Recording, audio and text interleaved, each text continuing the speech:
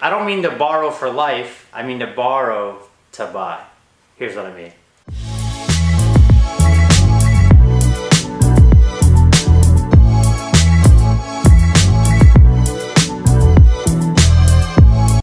I think we all have a piece of gear in our mind that we would love to have, but maybe you've never put your hands on it. Maybe it's a gimbal, maybe it's a light. About a month ago, I decided I'm gonna go out and buy a glidecam, and I realized I'd never used one before. And to be honest, I don't have anyone right here near me where I live that I could borrow it from. So I've been thinking about it, and I've been looking online. Look, I shouldn't go spend $200 if I haven't really invested or committed to this item. I found someone who had a glidecam, and I borrowed a glidecam from him. Pretty excited. Okay, this is the glidecam XR2000. I don't know how to do lightning bolts off of it, that would be awesome. If you think of a glidecam, it's actually a really basic piece of equipment. Sometimes I wonder why they're so expensive, but it's counterweighted at the bottom, so when you put your camera on top, you can obviously work it like this, and it kind of gives that gimbal kind of smooth feel as you move around the room. Back to the concept of borrowing versus buying. See, I was almost caught up in the trap of buying this piece of equipment and spending a lot of money for it without ever using one.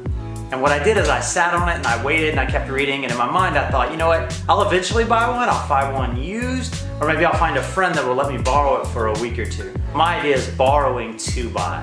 That's actually what I want to communicate is, my hope is to borrow this to either make an informed decision to go for it, to buy my own glidecam, or to potentially go towards something else, maybe like a gimbal. I'm gonna test it, I'm gonna give some feedback to my friend, but I'm also gonna inform myself and hopefully make a better decision.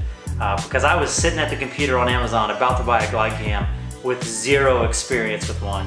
And now I think I made the right decision. I waited a little bit, I pushed pause, and look what happened. I came across one, and now I get to use it. So Judd, that's my thought on borrowing versus buying. If you get an opportunity, maybe you can borrow some pieces of equipment from another friend or from a company. Maybe there's a rental company that you can borrow from and test something out maybe for a weekend before going out and purchasing it. I know there's a lot of buyer's remorse out there in the world. People buy a piece of equipment because it looks, like it's so stellar, but actually when they get it in hand, it's not practical. It's actually not what they wanted, and they kind of regret the purchase and they regret the decision. That's something I've learned recently. I actually bought a few pieces of equipment on Amazon, and guess what? I used them for about a week and I ended up returning them.